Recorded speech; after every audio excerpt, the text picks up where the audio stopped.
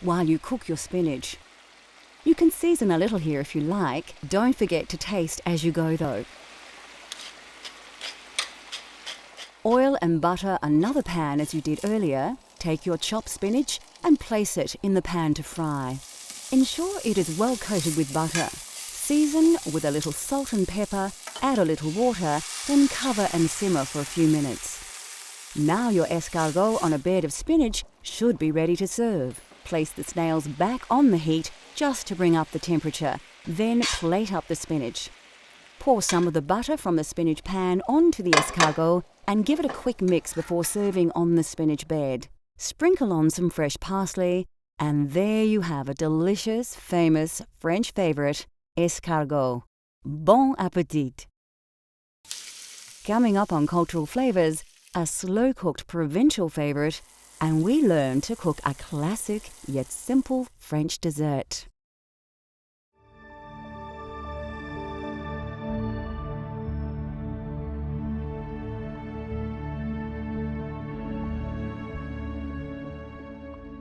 Although French food is often rich and seemingly exotic, it's the preparation of the dishes that have forged this reputation, not the ingredients.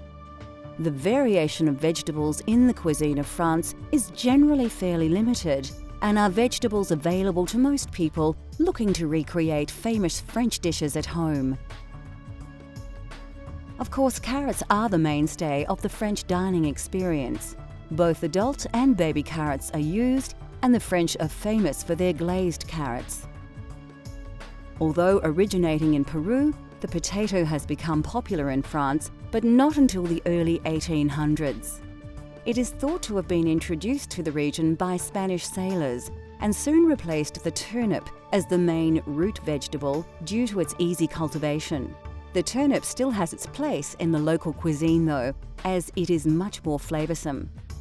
Leeks are popular in France and prized for their onion and cucumber-like taste. The white base is more often valued, but the green leaves are often used to wrap the bouquet garni. The familiar purple aubergine, or eggplant, features in the food of the region, as does zucchini. Mushrooms also play a vital role in French cuisine. Fitting into the seasonal nature of the cooking across France, mushrooms that usually start to appear after winter are a popular ingredient in hearty meals throughout the spring. Like Italy, truffles are highly prized and are one of the few places that have a thriving truffle industry.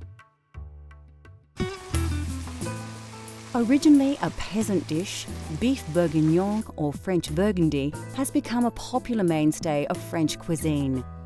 A simple dish that is easy to cook, beef burgundy needs little preparation, but it does require a few hours to cook and is best served the day after.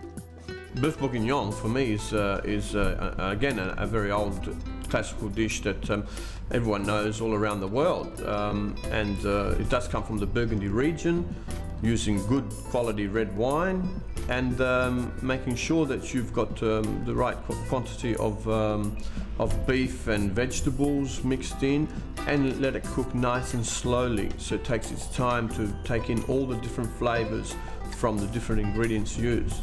And yes, of course, the old truth is that it tastes better the next day. I think it gives all the ingredients time to come together in harmony and complement each other. The following day, it's like it's marinating in the fridge overnight, and then you cook it up and warm it up the next day, and it has this beautiful flavor again.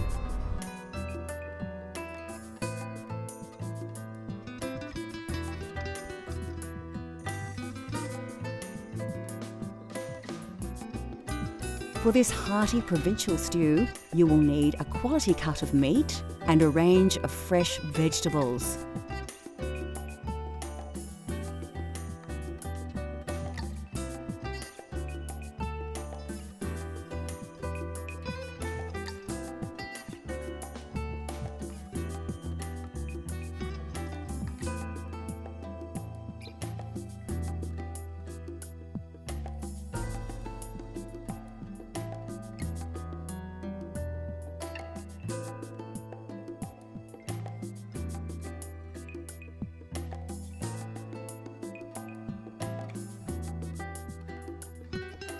Also flavouring this dish is bouquet garni.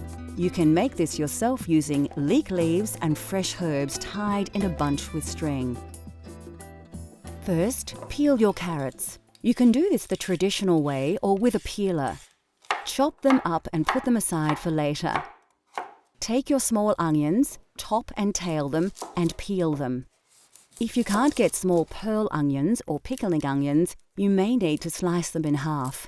But don't chop them. Chop the large onion as normal for frying. To prepare your mushrooms, like the onions, you may need to chop them. If you have access to tiny button mushrooms, use them whole. Peel and chop your garlic very fine if possible, and finely chop your parsley. You will need to slice your meat into cubes. Trim the cut if need be, but don't be too fussy. Keep the size uniform so they cook and absorb flavours evenly. Now it's time to fire up your stove. Place a pan on the heat and add some oil and butter. Ensure the pan is well coated. Place the meat cubes in the pan and brown them off. Keep turning them. You don't want to overcook the meat in the pan, just give it some nice colour and flavour. Season with salt and pepper, but not too much. You can always season more later. Add the carrots and some chopped onion and stir through the oils, coating the whole dish with the simmering sauce. Then place it in your pot on a low heat. Sieve some flour over the mixture and coat well. This adds texture to the dish and keeps the meat together. Add your garlic, bouquet garni and tomato paste. Then pour in a whole bottle of Burgundy. Bring up the heat a little until it just starts to bubble. Place in the veal stock. Then put it aside on a low heat to simmer for about an hour and a half. Fry up your baby onions and mushrooms in oil and butter, just enough to coat them well. Don't overcook them, put them aside to add much later. After about an hour and a half, it's time to add the other ingredients and mix well into the broth. Leave on a low heat for another half an hour, taste and season if necessary. Then it should be ready to plate up. Serve the beef bourguignon in a large bowl with a slice of crusty French bread. You can eat it right away, and it is delicious, but many say beef bourguignon is best prepared the day before, so it's great for dinner parties. Next on Cultural Flavours, we explore the sweet world of French desserts and give you a step-by-step guide to a baked caramel classic.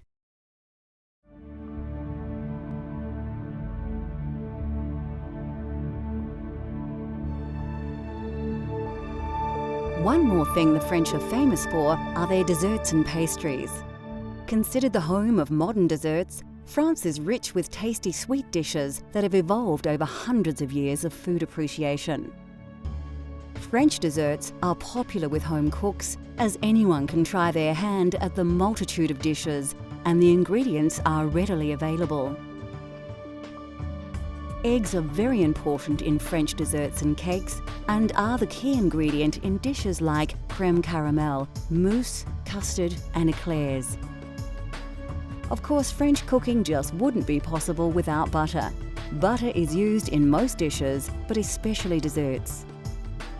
The French are also fond of adding fruit to their dessert creations in all manner of styles.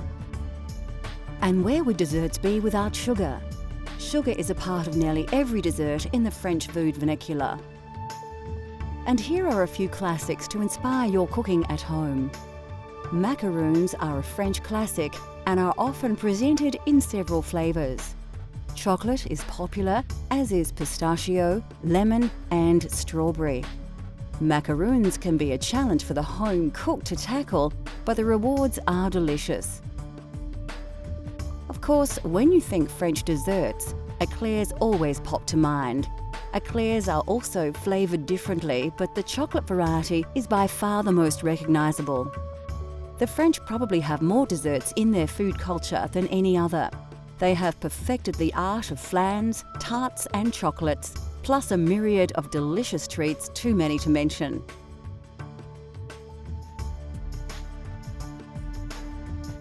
Another aspect of French desserts is, of course, the visual creativity. To be a pastry chef in France is to not only be a master of cooking, but also an artist, presenting their culinary creations in traditional and new and original ways, sometimes creating desserts that look too good to eat.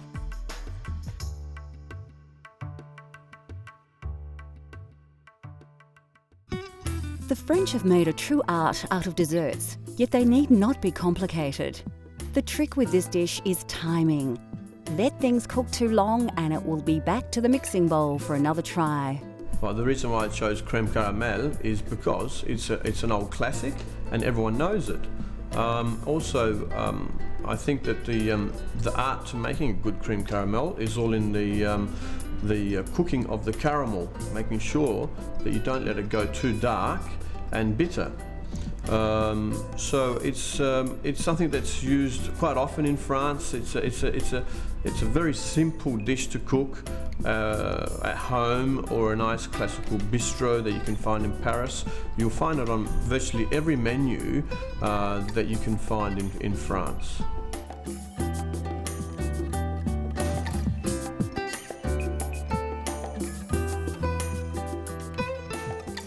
Although deceptively simple, creating creme caramel at home can be fraught with pitfalls. We'll show you how to create this dessert step by step.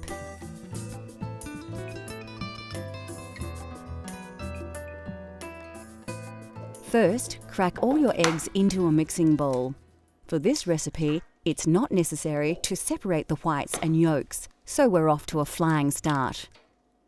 The next step is to add your sugar.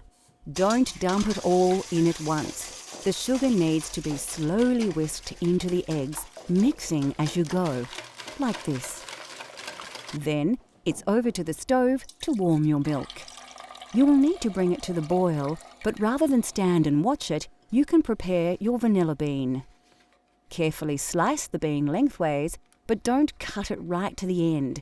This makes it easier to get the bean out of the mixture later. Place the vanilla bean in the milk and wait for it to boil. As the milk rises, take it off the heat and put it aside for the vanilla to infuse. Now it's time to make the caramel. All you need for caramel is sugar, water, and perfect timing. You will also need a dish or sink filled with water to cool the saucepan. Then it becomes a waiting game. You don't need to stir the mixture, just wait until the water evaporates from the sugar. If you attempted this without water, the sugar would burn. The trick with caramel is to watch it cook and wait for the colour to change. Then it's just a matter of taking it off the heat when it turns a golden brown, which happens very quickly. When it does, place your pan in the water to cool for about half a minute to stop it from overcooking. Then quickly pour the caramel into the base of each bowl before it begins to set. Go back to the eggs and sugar and whisk in the vanilla milk you made earlier.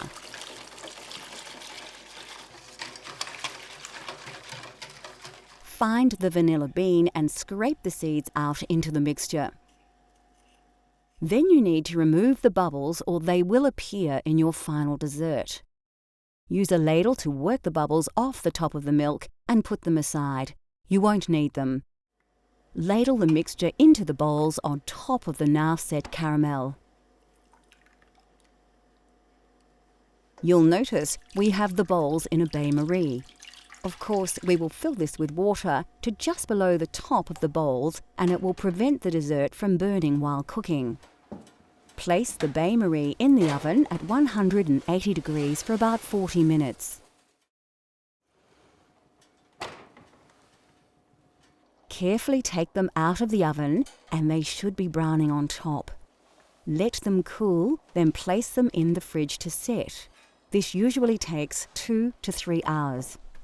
When set, run a knife carefully round the edge, turning the bowl as you go. Then you should be able to place a plate on a dish, turn it over, and remove the bowl, leaving a delicious dessert behind. Use the now softened caramel left in the bowl to decorate the plate. And there you have authentic French cream caramel. If that doesn't make you hungry, nothing will. We have barely touched on the food of France, and we could easily fill a whole series with amazing culinary creations from the home of fine cuisine. Unique thinking and centuries of experimentation has provided us with the foundation of many modern cooking techniques. Cultural Flavours continues to explore the world through the diversity of food. Let Cultural Flavours take you on a gastronomic journey so you can experience the tastes of the globe at home.